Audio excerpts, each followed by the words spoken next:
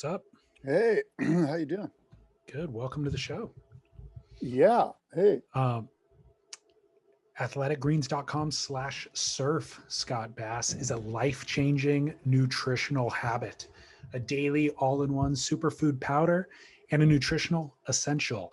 It is by far the easiest and most delicious nutritional habit that you can add to your daily routine today and empower towards better habits. No logistical planning, just one thing that is the best of all things, Scott. Heck yeah. Athleticgreens.com/surf. You're going to want to get your athletic greens and get healthy. Why wouldn't you? Athleticgreens.com/surf. Yeah, guy. Welcome, everybody. It is the Spit podcast. It's a Tuesday afternoon. It's David. It's Scott. We're sitting here.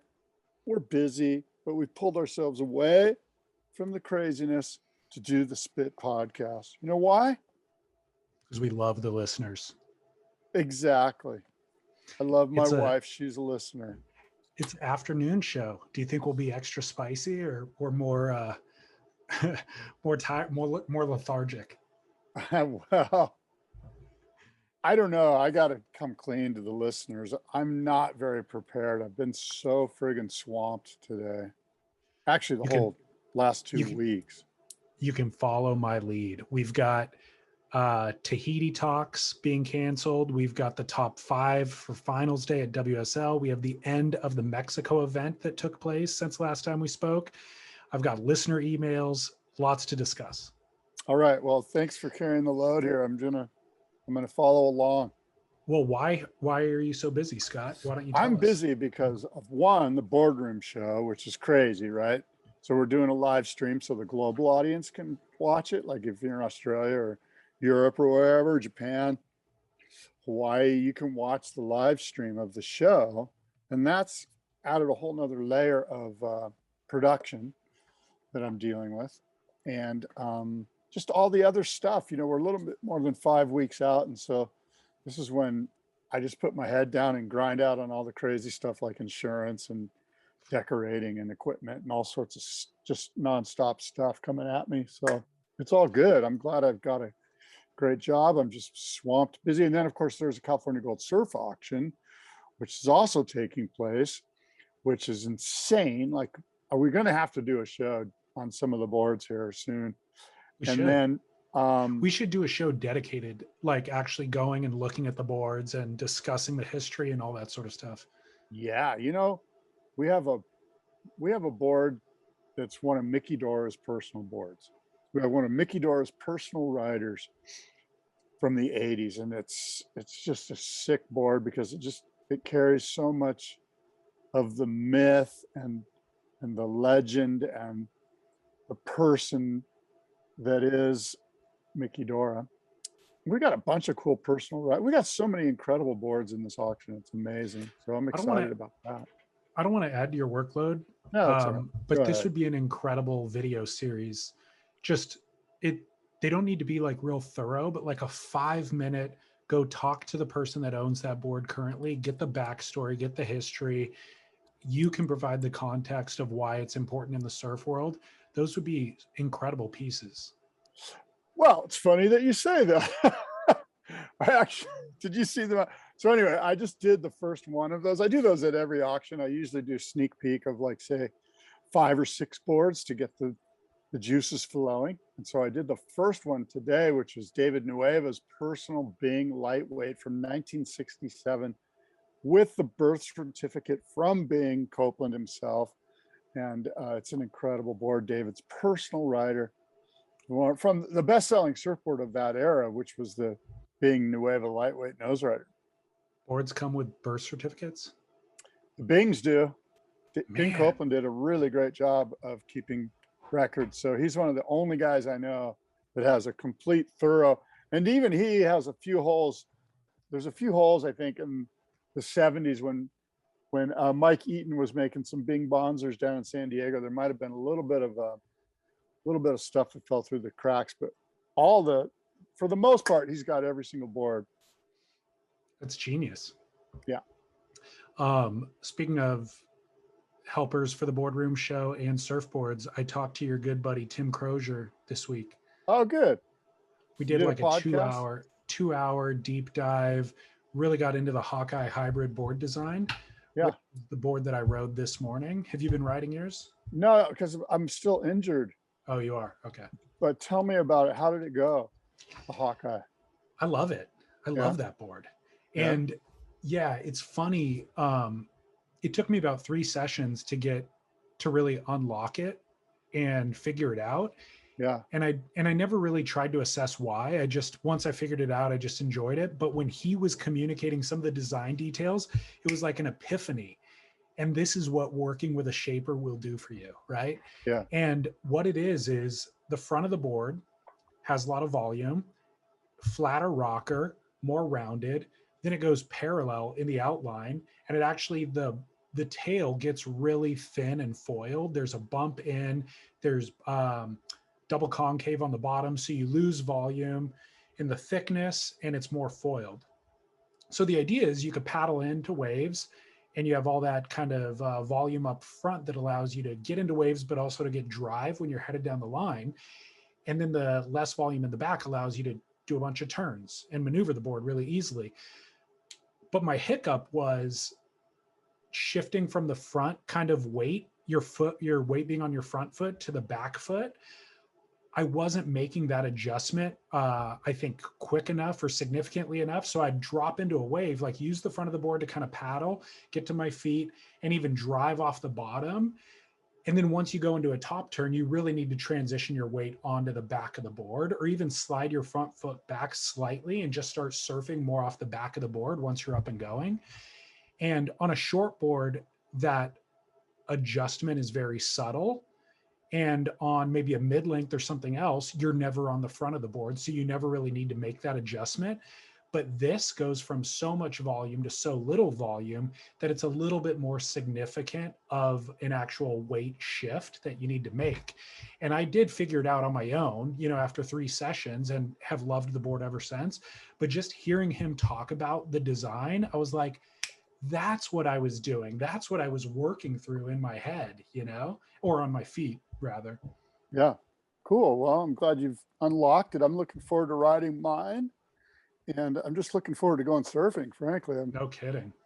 Yeah, it's been kind of problematic. What's your outlook? The outlook is good. My foot, it feels okay unless I try to surf. Like it feels fine now, but when I go and put like angular pressure on my big toe, it flares up kind of. So like how long do you think you've got until you could do it again? I think I could go surfing right now. Like if the waves were good, I could probably go try, but I'm a little hesitant to, I don't know. It's weird. I've got almost like, stage fright, I guess. I'm afraid to go out and re-hurt the toe, You and John. This is like us waiting for John to enter the Olympics. Is he going to do it or not? Right. Don't re-injure it. You might not be able to go to Tahiti. Everyone's waiting with bated breath. So did you watch the Mexico event? I did. I loved it. I really had a good time, and I got to admit it was a good event. I thought it was a great event. Go ahead, take it away. What do you got there? So it's nice to have good surf, and it wasn't even great Barra, but it's really, compared to what a lot of the waves that we've seen on tour this year, it's one of the better stops on tour this season for sure. And I thought it was a phenomenal event. So I'm sure everybody knows by now, and it's not spoiling, but Jack Robinson and Stephanie Gilmore were the winners. Malia Manuel and David Silva were the 2 other finalists on the women's side and the men's side. I loved seeing Jack Robinson actually make some heats. Mateus Hurdy is somebody that I was talking about from Stab High. I mean, he absolutely over-delivered on my expectations. The kid is so well-rounded, and also no fear when it comes to drawing big names in a heat. and then getting a set wave and needing a score and needing to perform, he would then throw a huge, air reverse on the outside section, come out of that, go into the turns, go into the barrel. Like, he's an amazing competitor. Yeah, I would argue that he was striking fear in those guys rather than the other way around, because he didn't have anything to lose, and he was attacking the outside section with high performance airs and high performance maneuvers out there, which were, if you were a veteran, you're like, oh shit, I guess I have to step up my game. Like, it's now or never. Often, I mean, we do see a lot of very talented young surfers enter.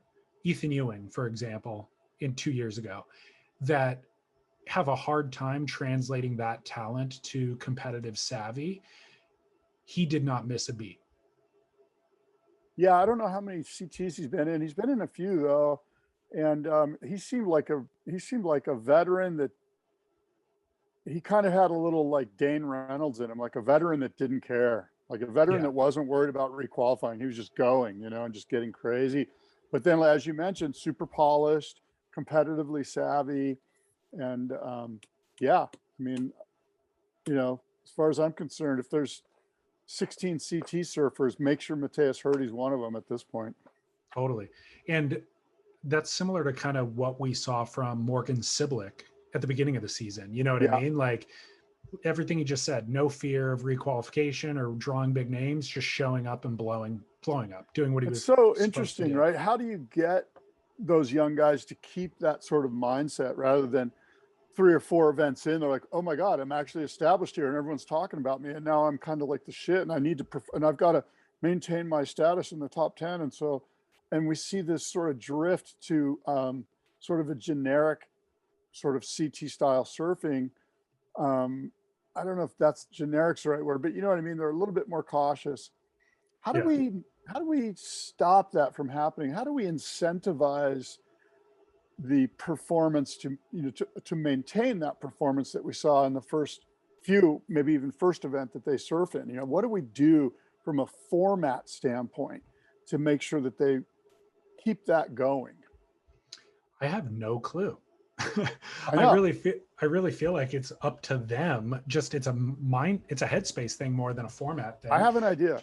Maybe there's dollars and cents involved here, right? So maybe it's I don't know exactly how we would do this, but if you score a 9 in your heat, you get 5,000 bonus dollars. You know what I mean? Yeah. Like, let's incentivize 9s or above, That's interesting. Not 8s, and incentivize them so that they're willing to go lose a heat to try to do it.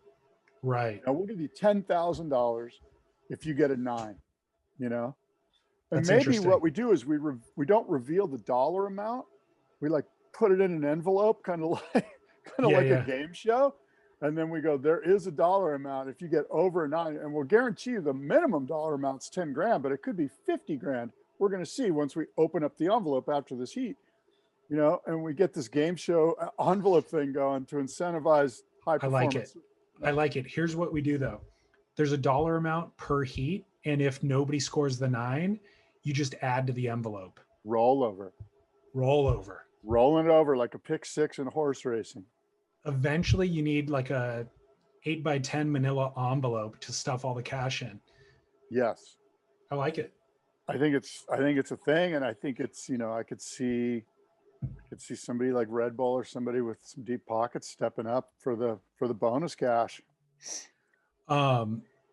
So one thing that we saw, one kind of interesting thing that we saw in this event was a lot of the main title threats losing early. Gabriel Medina lost in the quarterfinals, which is early for him. Idolo lost in the quarterfinals. Felipe Toledo, I think he lost in a round of 32. It was really early in the event. Whereas the guys who actually thrived were David Silva is the guy who took out Gabriel Medina. Obviously, Jack Robinson made a huge climb up the ratings to re-qualify in this event by winning it. So I thought that was interesting. Yeah, it was. Yeah, the top guys went down kind of early. I'm trying to remember who took out. Who did Mateus must have taken out some of these guys, like maybe Felipe? So Rio Waida of all people That's right. took out That's Felipe. yeah. And he surfed great too. He's another Surfed guy so good. that was like, you're like, okay, let's keep that mojo on tour, but let's not have them, you know, let's incentivize them somehow so we can keep that thing going. Yeah, I mean, I think he'll earn his way. He'll earn his way on, through the Yeah. current methods. But yeah, Mateus took out Idolo in the quarterfinals, which was a shocker.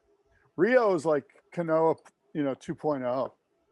Not quite Totally. Kanoa, but almost like Kanoa level as far as everything that was going on. Style, good So style. the tough thing for Kanoa is he was really on the brink of that fifth place spot, and he lost early in this event and got bumped down to seventh. Jordy is now in the sixth spot. Griffin Colapinto actually I think is in the sixth spot. Maybe they tied for points. So those guys were all so close, and those guys are all contenders at lowers. Jordy's won lowers. Griffin lives at lowers. Kanoa's surfed lowers his entire life. He's won junior events out there. Okay, let's take those three guys, right? And let me ask you this. The year 2021 for Kanoa Igarashi, he had the Olympics, he had the WCT, he had the top 5 to either make or not make. If you're in Kanoa's camp, are you disappointed in your season, or are you just okay? I think he's happy with the season, but this would have been his easiest shot at a world title that he's ever going to have it in his career. And so you're disappointed in that. I don't know if you should have. I look at it like I'd be absolutely ecstatic with my season if I'm Kanoa, if I have a gold medal. I know he got a silver, but it's his home break. It's his home nation. He needs a gold medal. He needs to make the top 5. Anything less than that is a fail and a disappointment, in my opinion. I mean, what are you there for? This is your year. You're in Japan for the Olympics. You need to win gold medal. You got all the advertising, all the visa ads, and Kanoa's everywhere in Tokyo. It's just like, it's like a Kanoa overload. Yeah. And you didn't make the top 5 on the CT. Yeah. You didn't make it at lowers where you could go out and win your world title. I think it's a big fail. Now, let's take Jordy. If you're Jordy or you're in Jordy's camp, what does 2021 look like to you? Is this a fail? Is this just like, okay? I mean, my opinion on this. This is a fail for Jordy. Yeah, it's a fail for Jordy, but he could blame injury. Well, I agree. Yeah. So I look at it like, look, it was a hideous season for a big ocker like Jordy to do well. It's not like they were having events at J Bay, G-Land, Tahiti, places where Jordy could do well, right? It was all in these crappy little waves. He was injured, and they had a friggin' event. Anytime they have a CT stop at the surf ranch, it's not good for Jordy. So I see this, if I'm Jordy's camp, I'm like, you know what? Let's just forget this never happened. This wasn't like we lost to J Bay to lose the world title or anything. Like, everything was kind of against him. So if I'm in Jordy's camp, I'm like, all right, 2021, whatever, move on. And let's focus on 2022. And you go at it with a little bit more of an optimistic vibe. And then the other one is Griffin, right? So you mentioned Griffin. What's your take if you're in Griffin's camp? Is 2021, where do you stand on that? I'm trying to do it through your prism now of what you just said, because I agree with your rationale on both of those. I think it's probably a loss for Griffin, but something he could build on. Yeah, it's probably like middle of the road. It's probably like neither okay, whatever, or huge disappointment like the other two guys. It's kind of more like, let's take the downside of this season and let's use it, and let's like kind of excavate it and comb through it and find out what we can learn from this. I think if you look at individual results for Griffin, there were a couple of disappointments. The second event of the season, he got 17th. Where would that have been? Yeah, that would have been. That was the first Australian event. Actually, I was thinking, I was looking at the wrong column. It was actually Pipeline. He got 17th. And then he got 17th again at Rottnest. So, yeah, I don't know. There's a couple of results that he could have kind of improved upon, but overall a consistent year with a bunch of thirds. I've got a listener feedback about Gabriel Medina. Remember last year we had a listener call, kind of calling out Gabe and saying he's thriving this year in particular because it's a lot of venues that suit him. But if it was the Dream Tour where there was waves of consequence, that he might not be up to snuff with the more preternaturally talented Johns and Kellys of the world. I got listener feedback about that. He says, "Dear Spit, in regard to your conversation about Medina in comparison to Slater, Florence, Robinson, and Waves of Consequence, Medina at this point is better than all of those combined, injuries included. Look at his points this year. I find your observations to be biased, and you guys were doing so well by giving him the credit that he deserves lately, though it only took an email from a listener for you guys to slide into passive-aggressive remarks about Gabriel's lack of natural talent. Not liking Medina is okay, but to argue that he is not gifted as a surfer is simply ridiculous. He is clearly gifted and dedicated, not to mention that he has not sustained any significant injuries that I can ever recall. How is that not part of the conversation regarding, quote, natural ability or genetics? After you read this listener's email against Medina, it was painful to hear you guys talk about lack of natural ability. I've been listening to the show for 7 years. I find it's okay that you guys riff and you think out loud in conversation. And in fact, that's what I love about the show. But when criticizing or discussing Gabriel, just look at the stats, his proven results. Don't take away from him in the twisted way by implying that he's not genetically blessed as the three surfers with English last names. Gabriel Medina is the first Brazilian to ever win a world title, and at such a young age. How could genetics and natural ability not be a factor? Saying Gabriel isn't good in Waves of Consequence is simply wrong. Just say that he's not your favorite and that you don't like him personally, because that's what it is. Surfers are the worst. Thank you for your time. Sincerely, Frankie. First of all, Frankie, I've always, anyone that, and Frankie included, that listens to this podcast knows that I'm not a fan of Gabe Medina. And it has nothing to do with his surfing ability. It has everything to do with the Olympics, with rallying behind your nation state's flag. And certainly the Brazilians do a better job than anyone at rallying around their flag. And I'm going to rally around the American flag, and the Australians are going to rally around the Australian flag, and the Kiwis, and so forth and so on. So now, that being said, there's some Brazilians that I'm more sort of attuned to. And of course, Idolo is the one that pops out because Idolo seems to have a sense of humility around him, or maybe humility is not the right word, but he just is more likable for whatever reason. He comes off charismatic, charismatic, and a serenity. I mean, excuse me, what's the word I'm looking for? He's I'm not sure. It's not serenity, obviously. Not Idolo. No, it's he's just I don't know. But my point is that we like Idolo, right? So it's not just the Brazilian. Like, I'm okay with some. That's of true. But That's Gabe's true. It's not anti-Brazilian. Gabe's kind of a dick. He kind of comes off as a dick. I'll just say it. That's maybe I'm wrong. You know, and I'm sure he would say the same about me. Many people have. But so that's, and he's right. We did kind of use the phrase genetics and natural ability, but that was in context of John and the other English last names that we brought up.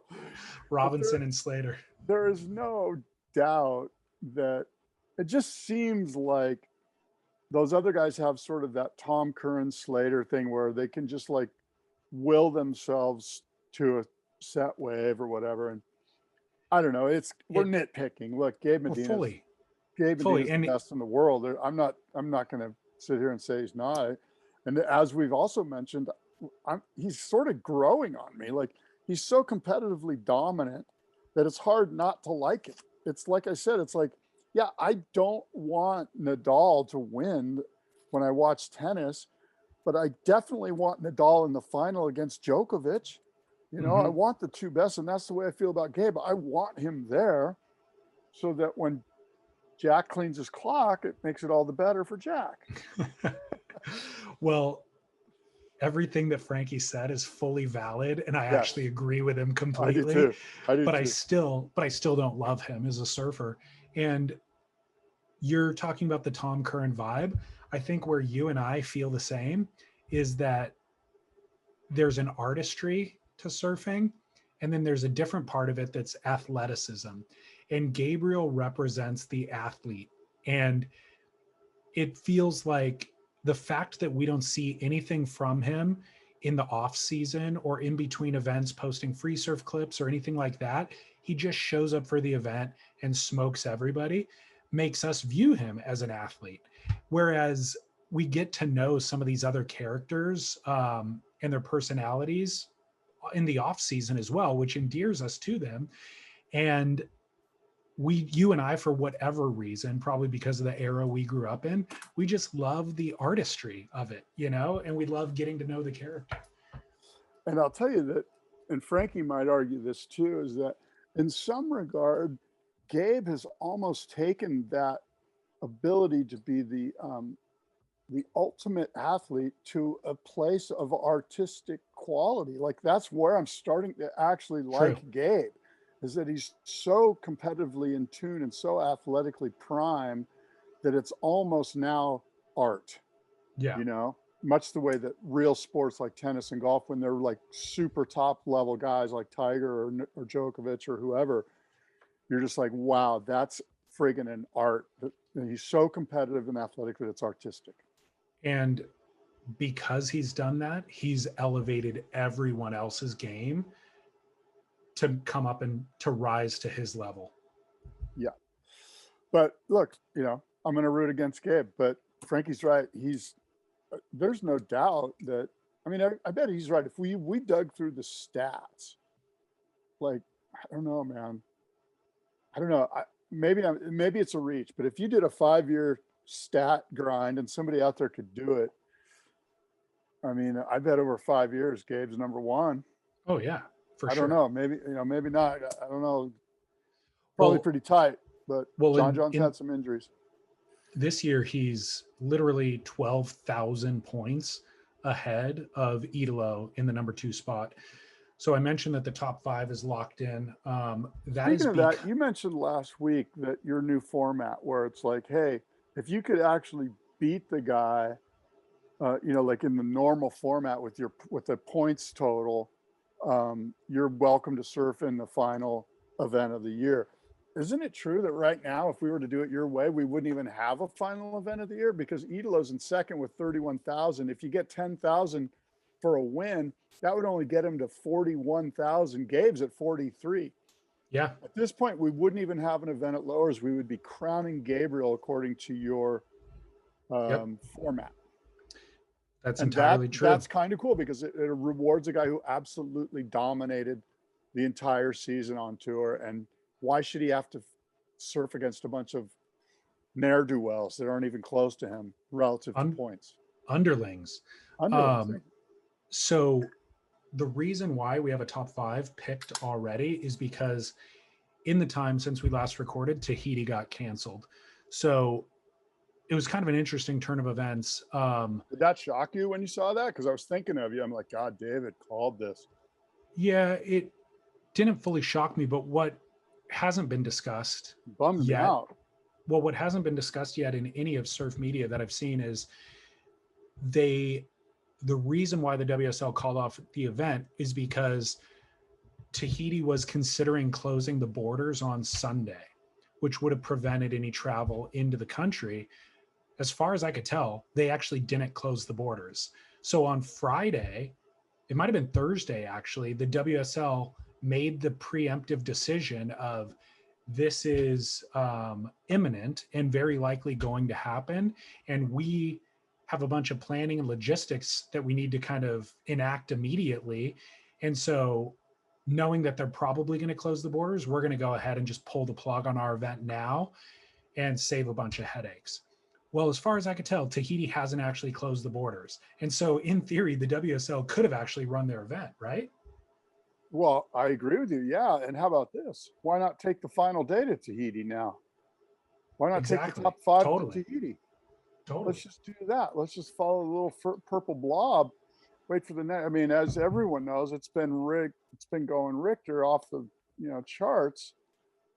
How about Morgan Siblic's chances at, at Felipe. Teahupo'o? Felipe. So we'll get in. That could be a situation where Connor Coffin could win the title, but actually, Totally. it's going to be that would be Gabe's and Elo's all day long. So we'll get into the Friday the 13th swell at Tahiti as well, but let's go ahead and do the top five. The top five qualifiers on the men's side are the aforementioned Gabriel Medina, Idolo's in second, Felipe's in third, Connor Coffin is in fourth, which I think nobody would have predicted at the beginning of the season, nor would they have predicted number five, which is Morgan Siblick. What are your thoughts? Yeah, but the bottom two are surprising. But I mean, when earlier in this year, you and I were going, who's our top five when we first started thinking this through, and we knew who the top three were, and you and I were kind of tussling between who would Kanoe or Kolohe or Jordy or Griffin, like who's going to fill out the last two spots. And certainly these two, they took advantage of the opportunity, and here they are. Morgan's obviously the huge surprise. Nobody saw him coming.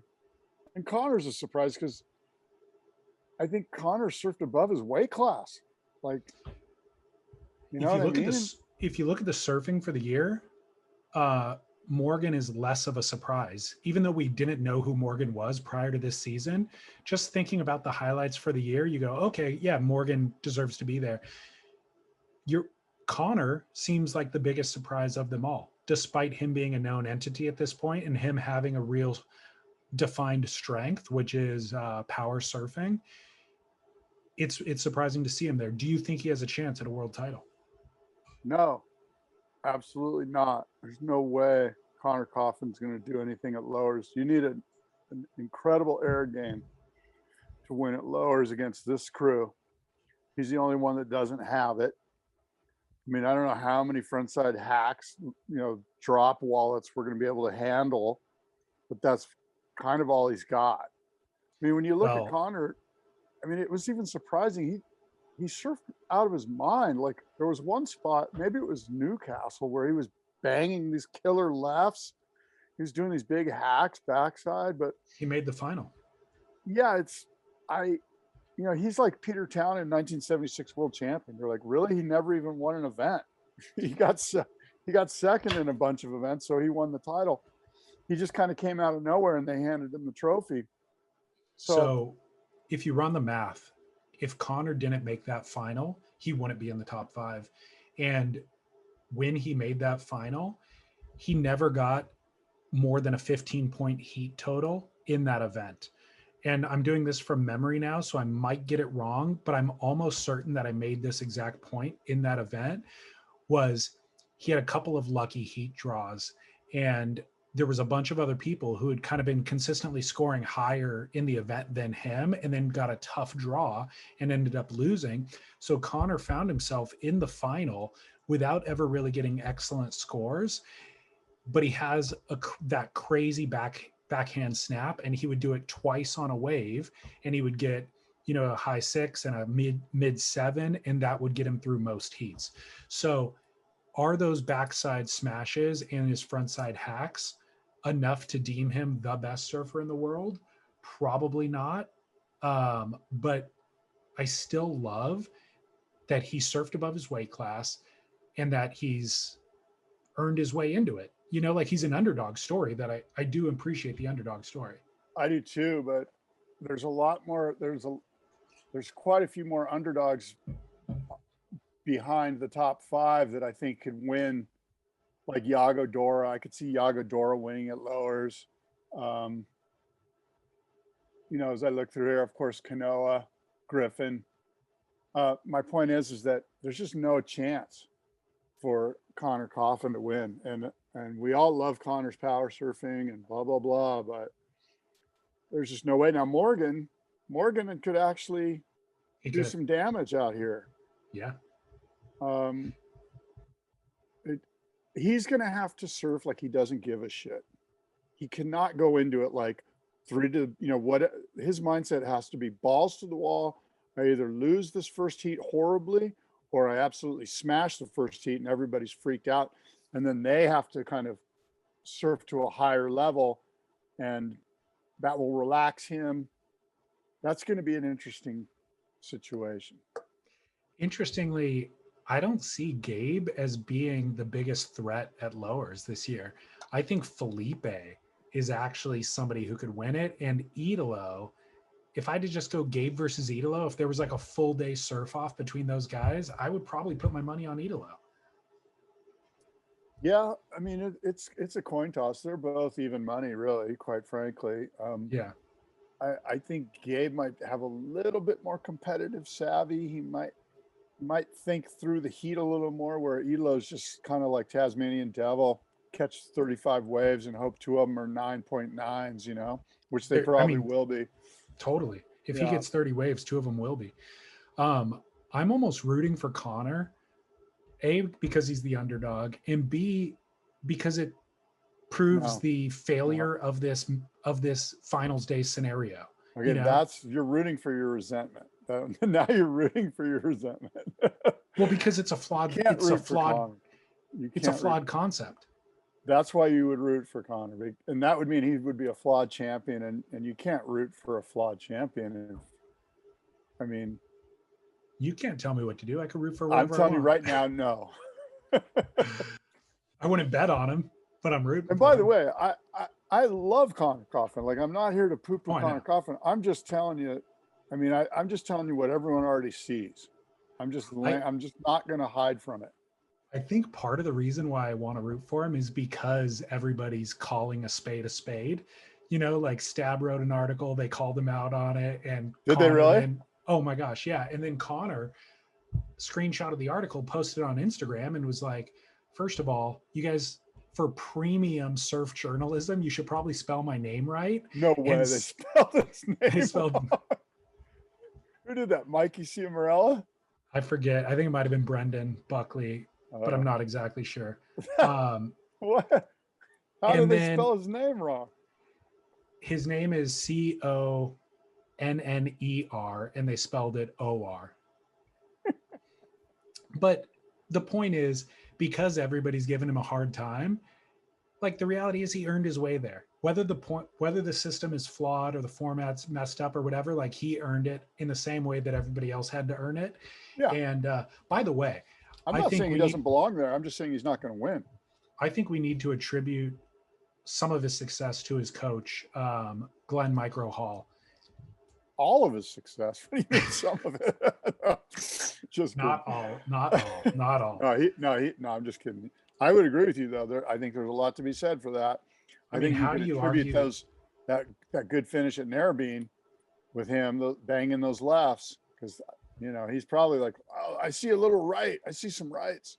Micro Hall's like, no, dude, you're going to bang 2 backside smashes on these left-handers. Look at Glenn's track record. Forget about Gabriel Medina's track record. Look at Glenn. Starts working with Matt Wilco and goes from 30th place every year to a number one, like winning the first 2 or 3 events of the season, number 1 ranked for a period of time. To a country music star. To a country music star. I don't know if that was Glenn's. Don't leave that out. Is that Micro Hall's doing? I hope not.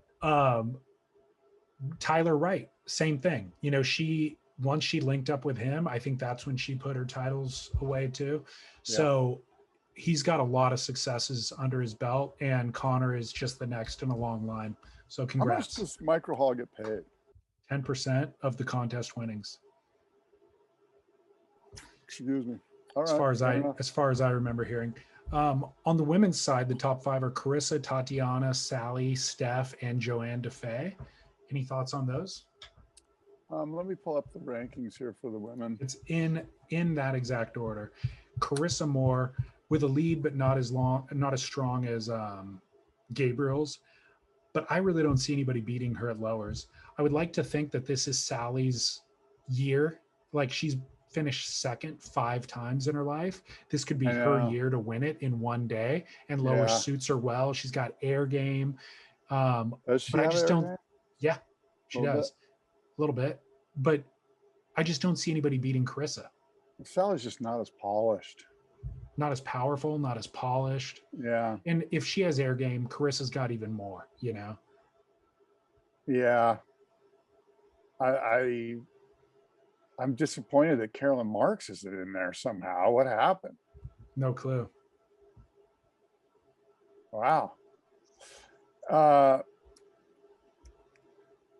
Yeah, I mean, from what I've seen of the women, I could see Steph and Carissa going at it. Tatiana's kind of hot or cold, isn't she? Like, if she's on her day, if she, you know, she has incredible heats and then bad She stuff is. Yeah. happens, she falls, and I don't She know. is hot or cold. I wouldn't. I'd be stoked if Carissa Moore won the world title 5 years in a row. I mean, Yeah. she's insane. She deserves it. Well, I think this will be her 5th if she wins it, and Steph's looking at her 8th, which is pretty amazing. Yeah. So finals day goes down in September, so we've got a few weeks before that happens, so we can revisit the topic. But the biggest news of the week is the Friday the 13th swell in Tahiti. WSL cancels an event, and then Tahiti goes huge. Was this maxed out, Scott? Have you ever seen Teahupo'o bigger? Well, I mean, look, Teahupo'o can only get so big.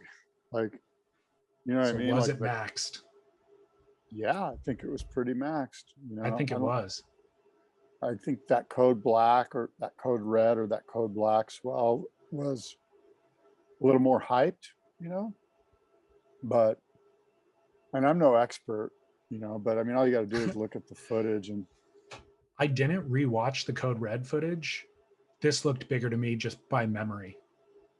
well, the code red stuff is the video, the documentary of it's pretty cool because they got guys waking up at dawn and like the lagoon's just swamping full, you know, and they can hear it and they just know. And it's got that early morning, you know, the way the tropics is, that early morning sickness, and everyone needs the gray clouds need to clear and the offshore winds need to kick in and we need to smooth things out, and people are kind of slowly meandering and skis are getting like, it was a great documentary, you know. And I'm not sure, I think this built through the day, whereas the code red thing, they woke up to like a dark ominous force, you know what I mean? So when you look at the waves, the best waves of the day, this is as big as I can ever remember seeing it, and bigger. Yeah. Even. Yeah, I mean, when And it gets maxing, it is what it is. It's whatever size you want to call it. Like I said, I think it only gets so big. Like, I don't think it gets past 25 feet. Like, it just doesn't. That's just, I don't know. I don't think it gets any bigger than that. Or whatever. Yeah. Let's say it's 30 feet, 25, whatever the number is. It's all, maxing is like, it has a ceiling. Like it can't go Yeah. to 60 feet, you know? Well, we've been watching, it's funny actually, Lauren's been watching the 100-foot wave documentary on HBO. Yeah. They sent me the first 4 episodes before it aired, and so I watched it so that I could interview Garrett. And then once it was actually on TV for those 4 weeks, I was not paying any attention. And then I walk in the room one day and Lauren's on episode 2, you know, like midway through it, fully engaged in it. And it made me kind of assess. She wasn't doing it. She's never expressed an interest in surfing until now. So she wasn't doing it because of me. She's doing it because she watches HBO and it fed it to her and it engaged her. And it made me think about, she's never watched Momentum Generation. She doesn't watch, she's probably not going to watch The Ultimate Surfer, but there's, there's something.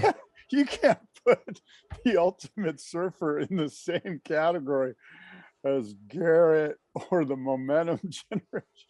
The reason That's why like I am saying, you know, she never watched Archie Bunker. She never watched. Thank you. Exactly. Well, that's my point, though, is that these are things that are geared for mainstream, right? The surf world pumps out, occasionally tries to cater to an outside audience and all that. This is the one thing that's stuck, that actually appeals to me and her. Like, she's fully engaged, and I find myself now. What I'm about fully White Lotus? She watching White Lotus? Dude, we loved it so much. Did you Oh watch my it? God, I've got 2 more episodes to go. The At first I finale was is like, this is amazing. lame. And now I'm like, No, wow, that's just trippy. And it's so current. Like it's so well written as far as the characters. And there's some freaky shit in that.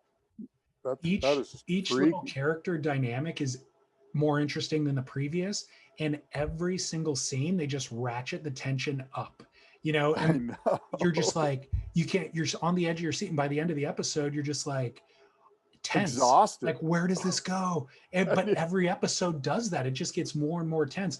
And by the way, the finale is a home run. Like Don't tell me. they don't skirt anything, they don't dodge it and like give you an easy resolution. Like Yeah. they go for the guts, and Rad. you see some stuff. Yeah, I'm probably going to watch the last 2 episodes tonight, I think. Enjoy it, savor it.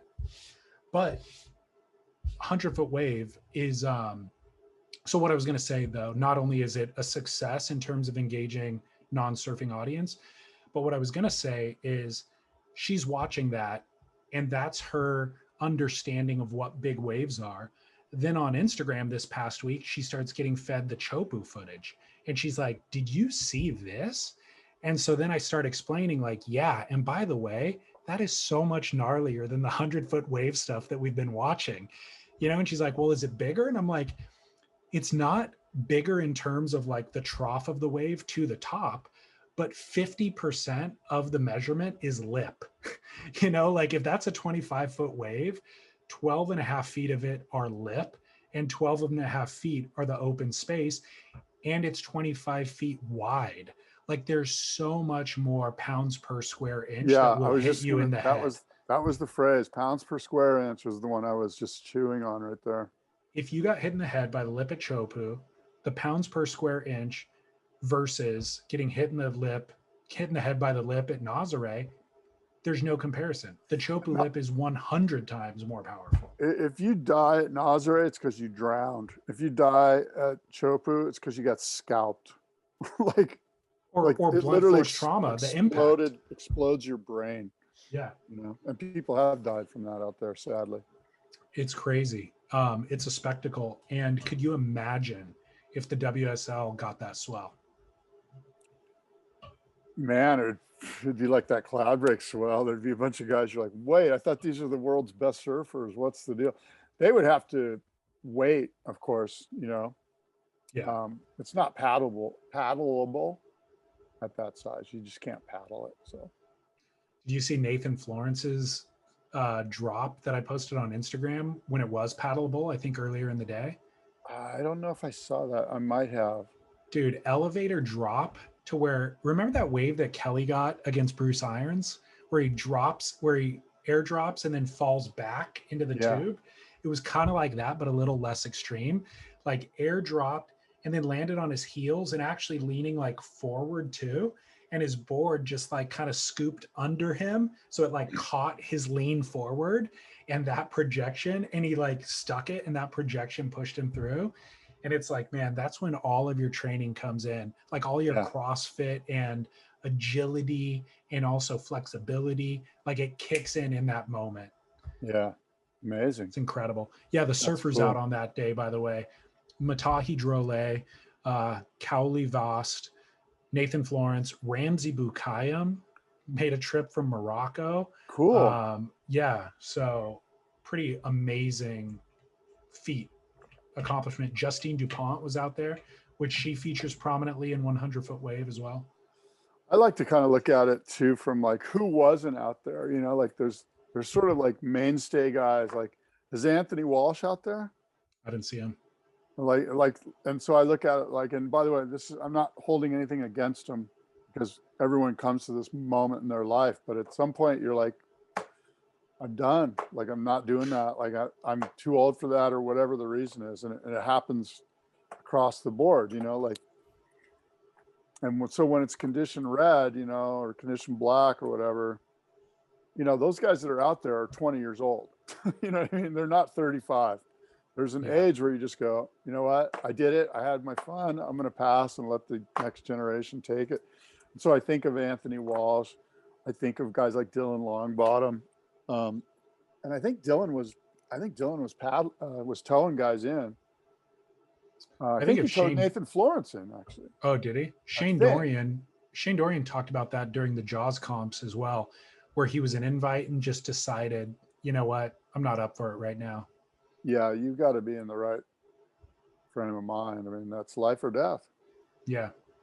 Which, again, they do a deep dive into a lot of the psychology on 100-foot wave. As soon as you say it's life or death, and as soon as you acknowledge it's life or death, it's probably time not to do it. Because I think the 20-year-olds that are doing it, they're not thinking life or death. They're going, I'm going to get the sickest barrel of my life. And that's kind of the difference. It's a good point. So Stab High wrapped up last week. Did you follow that?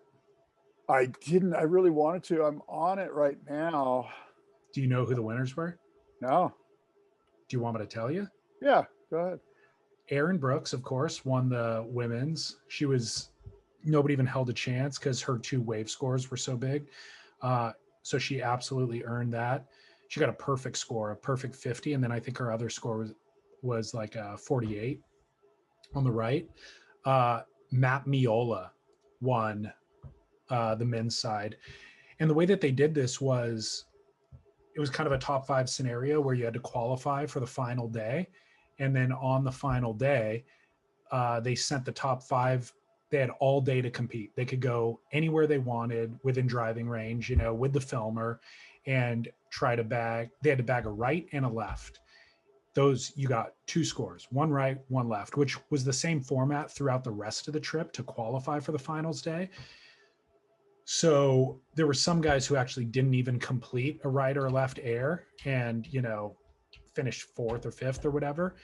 And some people got like a super sick left, but not a sick right.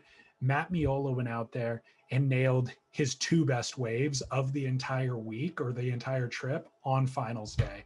So, and he already had like a 6, sick waves from previous to finals day, but he went out and did like a full rote on a left. So front side for him. There was a full closeout, just like get up, like overhead closeout, just get up 1 pump into the closeout section and sail out into the flats. And he lands in the flats buttery. And then his backside was some sort of, I don't think it was a rodeo, but it was like an actual upside down inverted spin flip that he lands cleanly and took the win. Ian Crane had the move that we've seen from him over and over again, the backside spin with that crazy grab. He did another one of those and landed it clean. But Miola's variation is absolutely unmatched. And also his improvisation. I feel like he's improving in the air. He'll hit a crazy section, and wherever the wind takes him or wherever this kind of trajectory takes him, he improvises and then he lands it. So I think he's untouchable. Cool. I'm kind of watching some of it right now. I'll have to really get into it and watch it all, but it looks amazing. It makes you want to go to Costa Rica. Costa Rica or Nicaragua? Yeah, Costa. Yeah. Here goes Miola on a wave. They implemented something that you pitched to them specifically, which was viewer voting. Yeah. So for the final event, they had pre-packaged it, but they did like a live stream with Dylan Graves hosting a little broadcast, and then they would cut to the clips, and you as the viewer had a little voting thing underneath, and you could rate each wave, and whoever rated it the closest to Nathan Fletcher's own ratings won a 3-pack of Channel Island surfboards. So I thought that was a super cool way to integrate the community. Yeah, that is great. I'm stoked they did that, and good for them. And I was actually watching this other thing on Stab. Did you see this longest ride thing that they're doing? I guess SURF. I don't really know who that is, but it looks like it's like they got some beer company in Byron to kind of like buy into their concept. And so it's a little bit of an advertorial, I think. Is that the vibe that you got? Did you watch this? The longest, we're doing a series of things. I watched the preview episode that explained the whole format, which again, I feel like is something that you pitched, which was you and I were watching the electric acid surfboard test, and you say, hey, it's great, but what if they had this, or what if they could have done this? It's like they took all of your ideas and put them together into this concept. And it's four very capable surfers, but names that you don't see that often. And one of the formats for the contest or episode one is length of ride. Doesn't matter what equipment, you pick whatever equipment you think is best and try to get the longest ride possible. And then another format that they do, I think they have to like hand shape something, or No, they take a secondhand board. They get $100 that's right. and they have to buy a Find, secondhand board. here's $100. Go find a board that you can ride, and then we'll judge your wave on that board.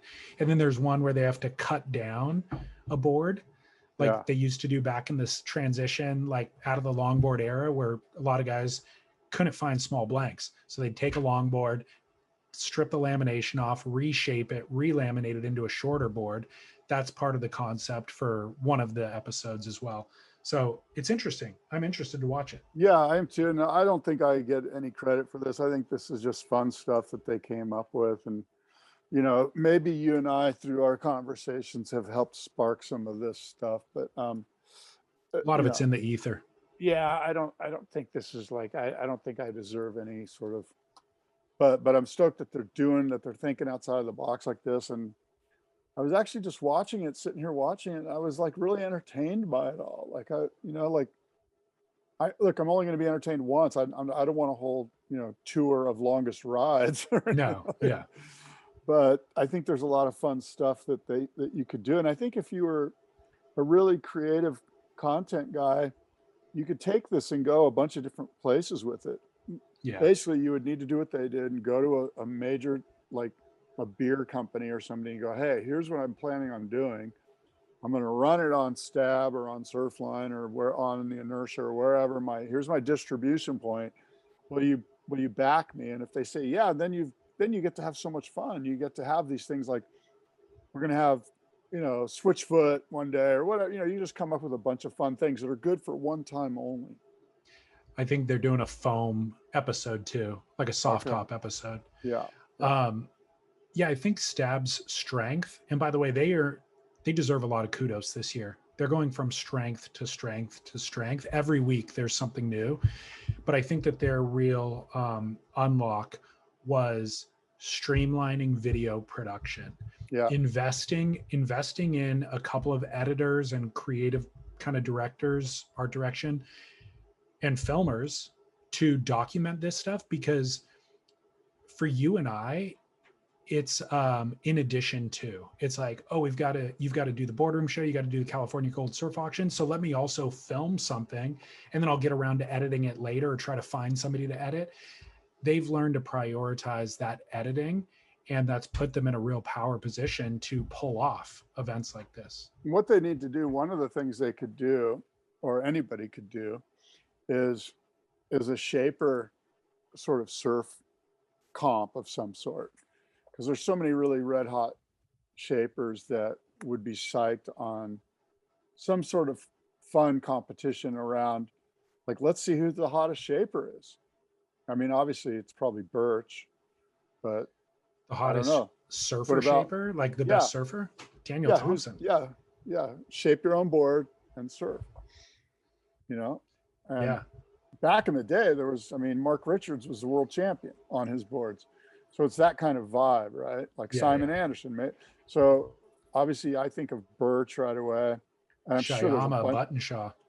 Yeah, he's been injured, but I hope he's doing okay. No, he's surfing again. He surfed that 50-year swell event 2 days ago. Bells has been pumping lately. I've been watching it on Surfline. It's been pumping like crazy. So I don't know who organized it, but somebody put together it's literally called the 50-year swell event. And they've been waiting, I think, 5 years to run it because they hadn't gotten the swell. And it's an invite only. And they ran the event 2 days ago and it looked insane. Rad. Was Morris in it? I don't know.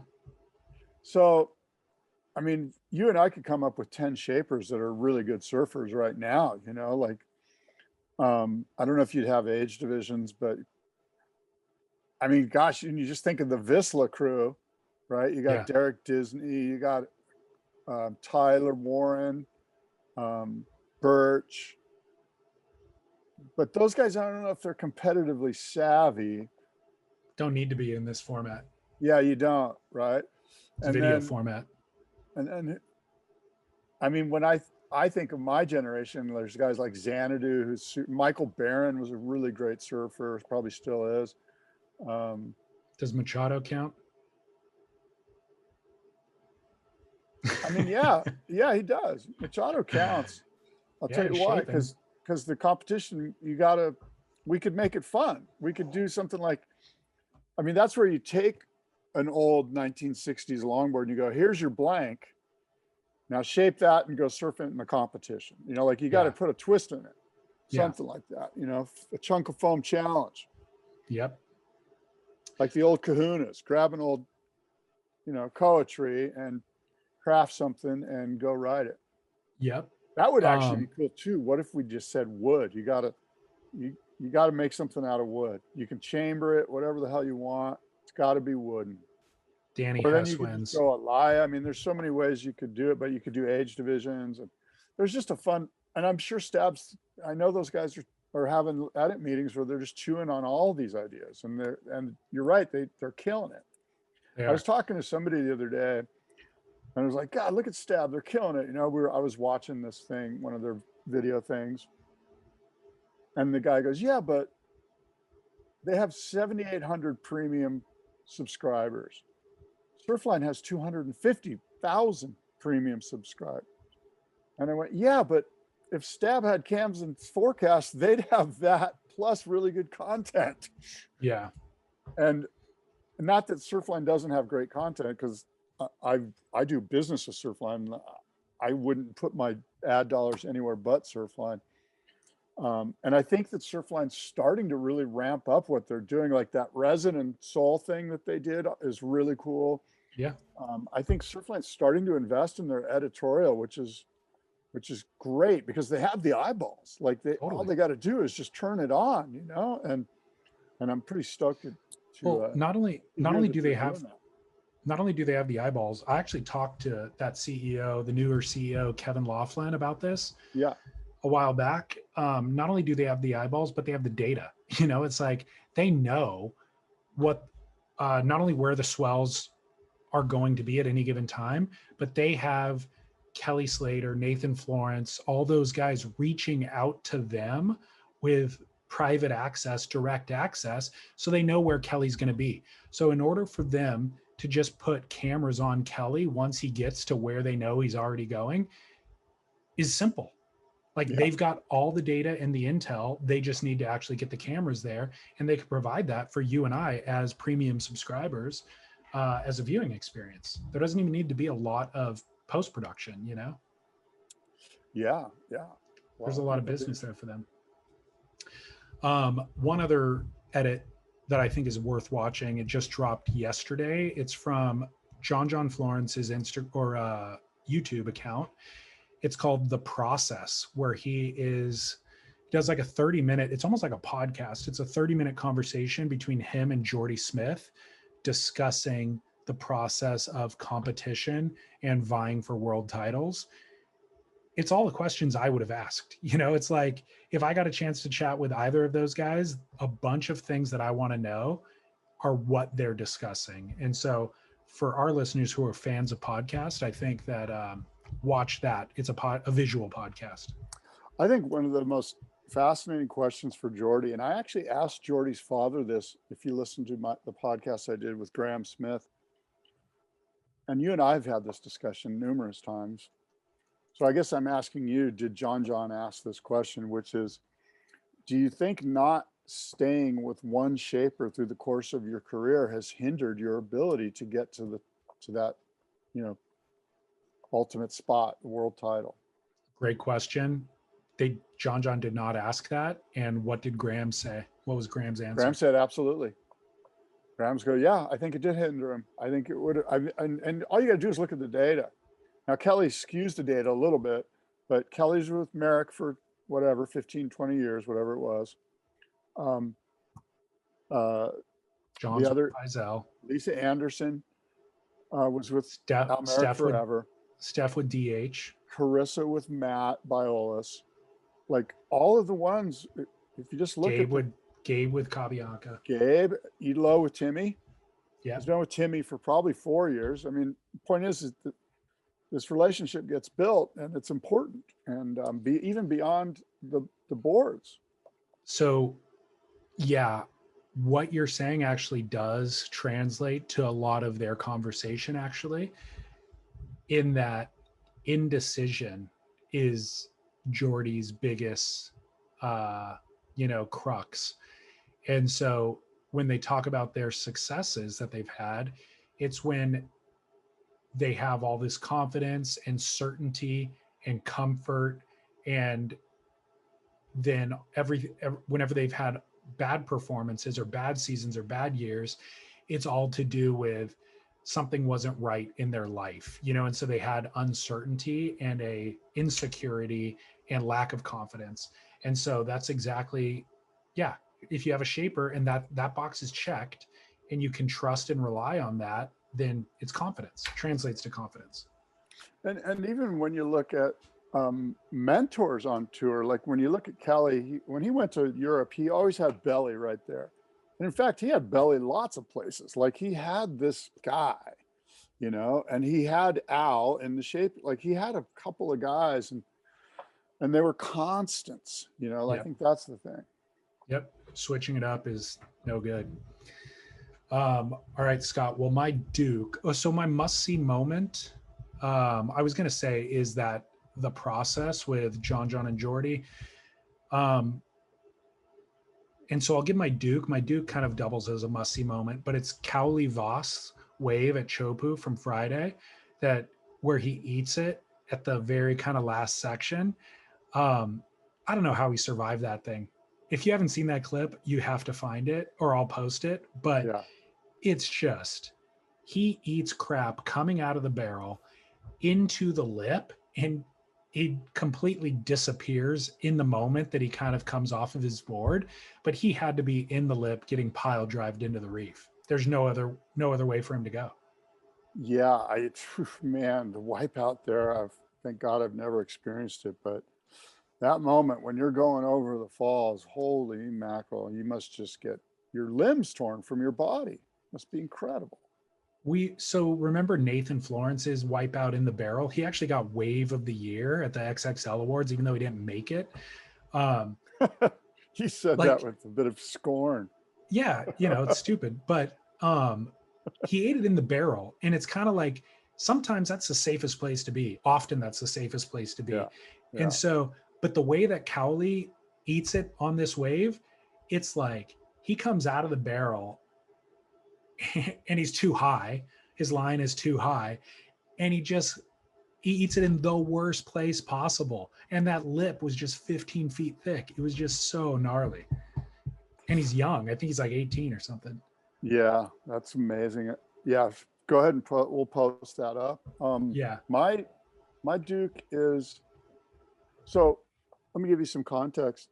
We're doing a dinner with Pat Rawson at the Boardroom show. It's an intimate, exclusive dinner. It's a 5-course meal, beer and wine, live acoustic music. It's just Pat Rawson and 7 individuals, and you sit at a table together, and you get to have a wonderful meal and get to know Pat Rawson and be regaled by his stories. And my Duke is actually the first guy to buy a ticket for that.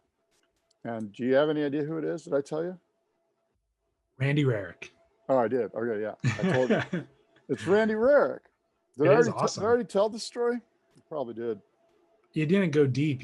I think you just casually referenced it or mentioned it. Well, what's cool about it is that if you buy a ticket now, by the way, you get a surfboard. You get one of the shaped blanks from the Icons of Foam shaping competition.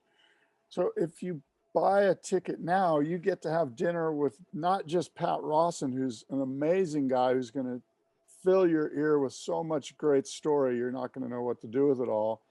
And you get Randy Rarick. So you're getting 2 for the price of 1, because Randy Rarick is just a plethora of history and legacy and information about surfing and surfboards and surf history and professional surfing history and all of it. So you're going to get Pat and Randy Rarick. So there's only a few of these tickets left, and I would urge you to go on to boardroomshow.com if that's something like this interests you, and get one of the tickets that's remaining. It'll be a great evening, one you'll never forget.